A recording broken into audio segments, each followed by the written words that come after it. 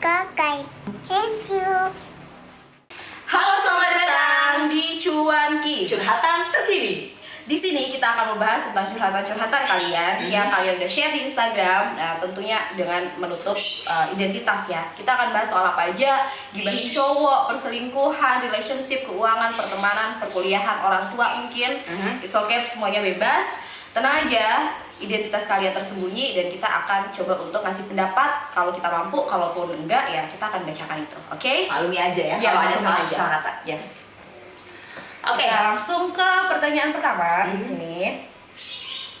Di sini soal minta maaf nih. Ada pertanyaan di sini. Apa kita harus mengemis minta maaf sama pasangan kita hanya karena kesalahan yang sepele? Nah, gimana tuh Mbak Maya? Mengemis minta maaf sama pasangan karena kesalahan yang sepele. sepele. Cuma tergantung pasangannya ya. Kadang-kadang ada juga pasangan yang dia ingin selalu benar. Yes. Ada juga pasangan yang yang bisa mengalah. Ya. Tapi kalau menurut saya enggak sih, Nggak perlu ya. nggak perlu ngemis. Apalagi sepele gitu. Nah, Ya udah, sepele. kita cukup minta maaf, nggak dimaafin ya. Ya udah, gitu. Mau gimana lagi? Berarti dengan seperti itu kita tahu lah karakter pasangan kita seperti apa. Iya nggak sih? Iya, benar. Nggak usah terlalu dipikirin, aduh ntar dia gimana ya kalau ini. Ya udahlah, masalah sepele aja, Jadi misalnya takut dia bisa salah, gede iya. gitu kan. Jadi takut salah malahan kan? Betul. Nah, Berarti nggak usah ya? nggak usah. Udah. Cukup, Next. cukup minta maaf aja udah. Oke. Yang kedua, kalau tiba-tiba mantan perhatian lagi, terus ngilang lagi, harus gimana tuh? Di ghosting ya. Ghosting tuh. Udah datang dikasih perhatian gitu kan, terus ngilang. Buang aja ke laut. Ya, lo maunya apa? Oke. Buang aja ke laut. Lo maunya apa? Iya udah, buang aja. Nggak usah peduliin lah, nggak usah ngadepin. Nggak usah ngadepin hal yang kayak gitu. Terus ada lagi di sini. Doiku yang sekarang kalau lagi chatan di WA cuek banget, mampus alarm bunyi. Oke. Nanti potong ya mas. Doiku yang sekarang kalau lagi chatan di WA cueknya kebangetan. Tapi kalau ketemu doi asik banget anaknya. Aku jadi bingung, dia sayang sama aku nggak sih? Iya emang kenapa begitu ya? Nah, Begitu loh emang. Terus laki-laki emang biasanya seperti itu. Terus dia kayaknya cuek gitu. terus sayang nggak sih? Kan pertanyaannya kayak gitu. Nggak ngerti juga. Tapi sebenarnya nggak bisa sih kalau aku ya. Itu tuh nggak bisa di generalisasi kayak. Dia sayang apa enggak? Iya, karena chatan dan ngomong langsung masa itu jadi pembuktian sayang. Tapi bisa juga ya. Kadang-kadang aku juga ya lagi megang HP nih. Tahu chat masuk tapi didiemin aja. Lagi nggak pengen balas WA. Ya, Gitu kan? Ada masa-masa di saat kita lagi males mau ada WA mau apa, ya udah tahu dibaca, cuma ya udahlah gitu. Lagi nggak mau, lagi nggak mood. Iya, gitu dan kan? dia udah lihat ketika ketemu ternyata baik kayak gitu ya, kenapa harus melihat dari chatnya kayak gitu. Ternyata Jadi ya masih- udahlah, saling mengerti aja. Iya, masih sayang. Sayang lah pasti ya. Itu bukan ini loh, bukan sebuah acuan orang itu sayang Sayang sama apa kita. enggak. Iya, sayang sama kita atau enggak kayak gitu. Terus oke, next di sini ada aku baru kenal cowok baru sebulan. Waktu itu dia bilang kalau abis pulang berlayar mau ketemu, tapi sekarang malah dia batalin semuanya. Udahlah itu. Udah itu. Itu udah. PHP. Udah.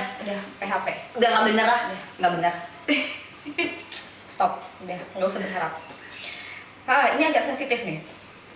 Lagi ada rasa nih sama suami orang. Aduh. Dari si laki-lakinya juga punya rasa. Aduh. Harus gimana tuh guys? Boleh nggak gue jawab? Silakan Pak Produser. Jadi kalau kalian sebagai wanita mau punya rasa ataupun punya rasa terhadap suami orang, lebih baik dihindari dari sekarang. Nah, Why? Walaupun lo lanjutin nggak akan ada hasilnya, nggak akan ada end-nya. Jadi mendingan nggak usah. Tutup Tutup dengan kain yang banyak banget sampai bertonton. Pokoknya lupakan dan mendingan cari yang baru, mencintai yang single. single aja. lebih baik sakit sekarang daripada nanti kan sakitnya. Pengalaman pribadi. Astagfirullahaladzim. Oh my god. Oke, kalau dari sebagai yang baru menikah kayak gitu ya. Gini, dua orang yang saling sayang dan saling cinta itu jangan disalahkan perasaannya, tapi disalahkan apa yang dilakukan atau respon yang dilakukan ketika perasaan itu muncul. Perasaan itu nggak salah kok, tapi ketika hal tersebut jadi ambisi untuk melakukan sesuatu yang bisa menyakiti orang lain, itu yang salah. kayak gitu. Bener tadi kata Pak Produser, mendingan udah tutup buku kayak gitu kan, karena emang tindakan itu harus dijaga, respon tersebut harus dikendalikan. Tapi soal perasaan itu milik diri sendiri kayak gitu. Jadi nggak salah sama perasaannya, yang salah adalah tindakan ketika memiliki perasaan tersebut. Nah, banyak risiko. Gitu. Yes. Dan sebagai yang sudah menikah lama, yang namanya cinta atau perasaan itu kan, yang namanya cinta datang timbul dari hati. Ada orang bilang ya salah sendiri kenapa dia ngeladenin kita. Kita punya otak loh, manusia ini punya otak, punya akal. Kita harus berpikir apakah cinta yang katanya tumbuh dari perasaan ini bisa membuat semuanya menjadi baik-baik saja. Kalau kita bisa berbagi seandainya, apakah iya gitu kan? Apakah iya bisa berbagi ya? Intinya pergunakanlah akal sehat kita, gitu aja sebelum melakukan hal yang lebih jauh lagi. Itu benar. Dan ini juga agak sensitif. Gimana cara menghadapi suami yang suka bohong soal keuangan dan mementingkan hobi?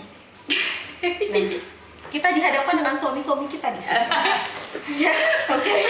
Yang memang punya hobi sepertinya gitu kan. Kalau soal keuangan sebenarnya nggak masalah sih, kayak kalau kami berdua sepakat untuk uangmu uangku gitu kan. Tapi kalau soal hobi, karena terlihat kayak gitu kan, melakukan hobinya kayak gimana, ya kalau bisa sharing sih. Mungkin ini kan permasalahannya karena suaminya berbohong. Iya sih, ya nggak terbuka. Oh itu tadi terbuka sih. Jadi uangmu uangku sesuai kalau kami berdua kayak gitu kan. Tapi ya udah, yang penting terbuka aja. Kalau menghadapi suami yang berbohong karena dia ingin ini hobinya, mungkin bisa jadi kita harus introspeksi dulu. Mungkin aja kita marah-marah di diri kita ini tidak memberikan ruang untuk suami untuk melakukan hobinya. Makanya harus duduk berdua ngobrolin sebenarnya maunya apa. Kalau misalnya misalnya ini hobinya beli burung misalnya kan, harganya yang lumayan. Gitu kan. Ya sebagai seorang istri, kalau seandainya kebutuhan rumah tangga dia sudah tercukupi, why not gitu loh, untuk refreshing kan. Dia udah sebulan kerja, udah cari ini untuk reward diri sendiri. Iya, dikekang juga nggak mau juga kan. Ya intinya komunikasi lah. Komunikasi, diskusi. Dan ini juga agak sensitif lagi. Ini mungkin akan mengarah ke hukum ya. Doi selalu minta Pak Tete. Oh my god. Dan semacamnya. Sama aku nggak pernah dikasih. Dia malah minta putus. Aku salah kan? Enggak, Nggak salah. Anda pintar. Yes. Ya kan? Iya nggak sih? Nggak salah. Karena itu bisa disalahgunakan juga loh. Disalahgunakan, dan itu kalau tanpa konsen ya, itu tuh termasuk ke dalam perilaku pencabulan dan juga tindak pelecehan seksual. Banyak kejadiannya kan sekarang minta uang, kalau enggak itu disebar. Iya nggak sih? Gitu. Jadi kekerasan berbasis gender online jatuhnya. Gitu. Jadi nggak masalah. Kalau dia minta putusin aja. Udah nggak benar. Ya kan? Yes. Hargai diri kamu sendiri. Ini nih yang sering sama cewek-cewek muda nih. Rasanya menemani dia dari nol, tetapi ujung-ujungnya terbuang. Ya, sebenarnya nggak ada istilah menemani dari nol. Nggak ada. Kecuali kalian sama-sama bagi suap-suapan ya, ganti-gantian popok, nah itu baru menemani dari nol kayak gitu. Ketika kalian udah ada di titik dimana kalian sama-sama udah kerja mungkin, atau waktu SMA segala macam, itu udah ada di kayak 10% hidupnya nggak sih kayak gitu kan, nggak bener-bener dari nol sih sebenarnya ya. Mungkin yang dipikir dari nol itu berjuang bersama. Ketika dia sudah memiliki segalanya ditinggalkan. Kayak gitu. Sebenarnya banyak juga seperti itu ya. Gitu. Nggak ada yang disalahkan siapa-siapanya. Sebenarnya ya komitmen mereka berdua lah. Yes, dan juga kadang gini, ketika kita udah update, kriteria kita juga beda. Iya, beda. Kayak gitu loh. Dan ketika ternyata pasangan kita nggak sesuai sama kriteria kita, keputusannya cuma dua, sama-sama upgrade diri atau ya udah meninggalkan. Kayak gitu. Jadi nggak ada yang salah. Oke. Dan lanjut lagi. Gimana melupakan seseorang yang udah selingkuh, tapi dia yang selingkuh, dia juga yang ninggalin. Dia yang selingkuh, dia yang ninggalin. Terus dia mau ngelupain gitu maksudnya? Melupakan itu tidak mungkin, guys. Kecuali you punya otak penjedot tembok, amnesia baru bisa melupakan. Gak akan lupa lah sampai tahun kapan pun pasti ingat kejadian perselingkuhan itu. Melupakan itu kata kerja yang Iya. dilakukan dengan sengaja. Iya. Itu nggak bisa. Iya. Terlupa mungkin. Iya. Kayak gitu kan. Terlupa, tapi Iya. nanti ingat lagi gitu. Ketika ditanya ingat, tapi kalau melupakan itu nggak. Mm-mm. Itu susah. Jadi nggak usah melupakan, maafin, udah rela. Maafin, ikhlas. Yes, Terus biar- kalau seandainya tiba-tiba ingat ya udahlah gitu. Itu namanya juga mantan kan? Iya, yang udah udah selingkuh ya mantan. udah gitu. Oh ini juga. Ini sepertinya. Oh. Kenapa kita jadi gibahin cowok-cowok di depan kita? Suami selingkuh terus. Sampai aku hamil aja dia masih selingkuh. Selingkuh. Terus? Udah. Terus kenapa? Tanda emoticon eyes. Sekarang gini. Kalau yang namanya kita menikah nih kan, suami istri. Berarti kita sudah menerima dengan kekurangannya, ya kan? Tindakannya, segala macam paket lengkap. Yes. Nah, dan perselingkuhan itu pasti sudah ada di dalam itu Iya, semua, ya nggak semuanya. sih? Ya ke dalam diri kita aja. Ya, berarti kalau kita sudah berada di kehidupan pernikahan, stok maaf, stok sabar, stok Iya. ikhlas harus banyak. Lebih banyak gitu. Gitu. Intinya mau terus apa enggak? Yes. Kalau mau terus maafin aja terus gitu. Nggak ada salahnya kok. Kasih kesempatan. Kasih kesempatan aja terus gitu. Tapi kalau misalnya kita terbebani dengan hal ini ya Ya udah, udah, selesai. lepasin, selesai gitu aja. Gak usah peduliin lagi hamil atau enggak segala macamnya kayak gitu, daripada tekanan batin. Kalau kita misalnya mau bertahan, Bertahan. ya udahlah, maafin aja Ya, terus. Gitu. maafin. Siapa tahu dia berubah. Gitu. Kecuali memang sudah dengan kekerasan fisik lah, Iya. apalah itu baru Benar, itu nggak bisa benar, ditolerir mungkin ya. Nah ini juga kekerasan fisik. Next ke pertanyaan selanjutnya. Cowokku emosional, dia nggak terima kalau aku tinggalin. Bahkan ngancem kalau mau ditinggalin. Aku takut banget. Oke, ini basicnya ke emotional abusive. Iya nggak sih? Ya, emotional abusive. Ngeri sih kalau udah ngancem-ngancem ya. Heeh. Jadi kayak gini, kalau udah tindakannya kayak gini, nggak peduli ancamannya itu dalam bentuk apapun, cari pertolongan dan pergi. Iya. Kayak gitu, ya. Karena Iya. kalau udah kayak gini bisa jadi kekerasan fisik, kayak gitu kan, kekerasan seksual yang lebih parah, kayak gitu. Betul. Meskipun ada lembaga untuk melindungi, terkadang korban itu takut speak up. Nah ini bisa jadi masalah serius nanti ke depannya. Jadi Dan banyak juga kan berita mantan pacar membakar Iya, rumahnya gara-gara benar. diputusin, ya kan? yang nggak terima, Yang nggak terima diracun waktu itu. Iya. Ah. Lah ngapain juga nih mesti ke rumah keluarganya dibakar ya nggak sih? Iya, jadi Iya. hati-hati aja. Ngeri juga kalau udah ancaman tuh kita harus cari perlindungan. Yes, benar. Ada lagi, ini cara menerima sih lebih tepatnya. Pacar aku bekas narapidana, tapi dia udah bertobat. Wajar nggak sih kalau kita menerima dia? Wajar. Wajar, manusiawi. Iya, Orang nggak ada yang sempurna. Dia mau mantan napi, dia mau mantan apa selama dia masih bisa bertobat, berubah, ya nggak sih? Iya. Kita terima. Apa ya? Perubahan seseorang itu ya terima dia di saat itu di momen ya kayak Iya. gitu. Jangan lihat dia di belakang dan untuk kedepannya ya udah berdoa aja semoga lebih baik. Kayak Jadi gitu. kalau orang kanan kiri ngomongin kamu pacaran sama ini ya nggak peduli. Nggak peduli. Kayak gitu. Bahagia kamu yang nyiptain sendiri. Mau Ya. bahagia apa enggak? Yang Kalau kamu ngejalanin bahagia sama juga. dia, Iya, yang ngejalanin go ahead. Gitu. silakan. Pertanyaan selanjutnya di sini, memutuskan untuk menikah muda di usia 19 tahun, tanggapannya? Nggak apa-apa sih ya? Nggak apa-apa, kenapa? Iya. Kalau udah siap lahir batin, Yes, benar. nggak apa-apa. Usia bukan jadi masalah. Ya benar. Kalau soal nikahnya sebenarnya gampang, tapi setelah menikahnya itu Iya. dipersiapkan, mental, fisik, finansial udah pasti ya. Oke. Next di sini Kak, baru-baru ini saya habis udahan nih sama doi. Oke. Saya kira dia selingkuh, ternyata saya yang jadi selingkuhan. Oh my god. Oh rapi banget mainnya berarti ya. Aduh, tanpa sadar. Ya udah terus kenapa? Udahlah kan Udahan gitu ya. Bukan salah kita juga karena kita nggak tahu. Kita nggak tahu, jadi ya udah nggak usah diperpanjang, biarin dia balik ke pasangannya Iya. kayak gitu udah. Kalau walaupun orang nyalahin kamu, kamu sebagai pelakor misalnya, ya karena kita nggak Karena tahu kayak tahu, gimana. gitu. Kecuali kita tak tahu dia Yes. punya hubungan dan kita terus menjalani, baru kita merasa bersalah. Ya nggak? Pokoknya kalau udah tahu stop, nggak usah mau dijadikan kambing hitam lagi buat hubungan orang lain. Betul. Gimana pendapat kakak soal marga? Marganya sama, saling suka dan saling sayang juga, tapi keluarga belum setuju. Berarti restu keluarga ya? Ya, restu keluarga. Ya emang ada aja sih masalah. Emang ada yang seperti itu? Nah, Jadi marga sama, agama sama, restu. Atau restu udah ada segala macam, yang dipermasalahkan sama keluarga besar adalah weton. Iya. Atau enggak rumahnya di seberang jalan, ini si keturunannya si ini. Iya. Ada aja, Masih ada yang kayak gitu ya. Intinya adalah gimana kalian tahu alasannya nggak direstuin itu apa. Jadi tahu nih nyari solusinya itu gimana. Misalnya nggak direstuinya karena dia sudah pernah gagal menikah misalnya gitu. Atau karena dia belum mapan kerjaannya, kan udah ketemu tuh solusinya gimana. Jadi kalau udah tahu permasalahannya apa, dicari solusinya bareng-bareng kayak gitu. Dan kita akan buka DM. Di DM ada pertanyaan soal tips langgeng pas LDR. Mbak Maya pernah LDR? 2 tahun. Oh. Kita cuma berapa tahun? Oh, sebelumnya kita LDR terus ya, Bi ya. Tips langgeng LDR. 90% kehidupan percintaan saya LDR. Tips langgengnya adalah sibuk sama diri sendiri. Jadi nggak terlalu fokus sama hubungan, enjoy. Kalau berantem ya udah berantem, giliran ada waktu ya udah bareng-bareng, seneng-seneng kayak gitu. Iya sih. Iya kan? Yang pertama tuh trust, kepercayaan. Kepercayaan penting itu. Kepercayaan.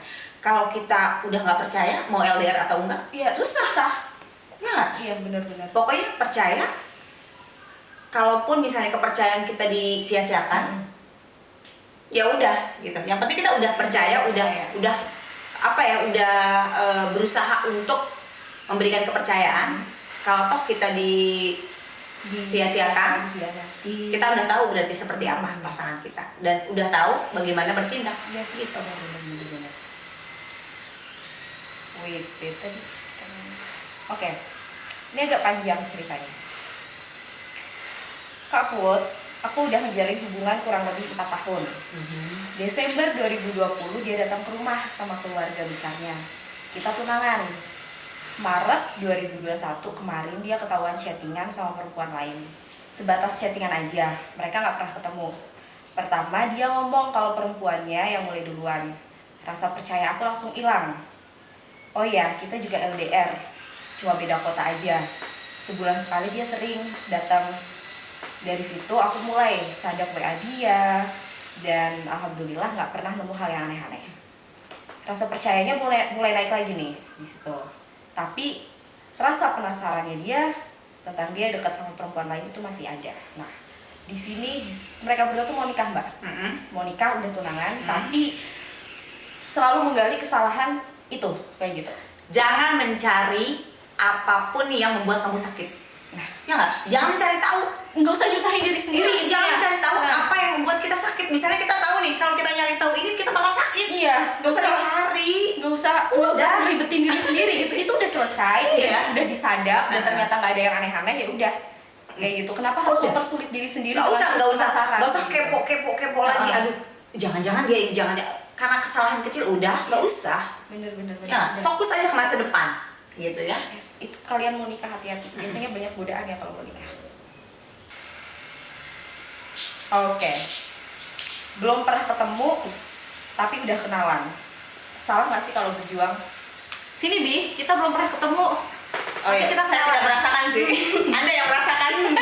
Belum pernah ketemu, temenan, ngomongin mantan masing-masing, ngomongin perjuangan sama gebetannya masing-masing. Terus tiba-tiba 10 Mei 2019 si bego ini dengan kondisi lagi mabuk bilang kalau dia mau nikah sama gue. Bisa diperjuangkan. Apa sih yang nggak mungkin? Ya, apa sih yang Kalau udah jalannya, mau apa? Yes, jadi bisa aja. Bisa. Ini ada saksi hidup Nih, saksi hidup. buktinya. Gak pernah ketemu, sekali ketemu langsung nikah. Oke. Oh, ini namanya sama. Perkenalkan, nama aku Ted. Umur aku sekarang 22 tahun. 22. Maaf sebelumnya mengganggu. Enggak, kok nggak ganggu. Ini bisa jadi konten soalnya. Makasih banget udah nanya. Aku mau minta pendapat nih. Beberapa hari lalu aku punya masalah. Aku bingung harus gimana. Aku dari keluarga broken home. Aku punya 2 adik cewek.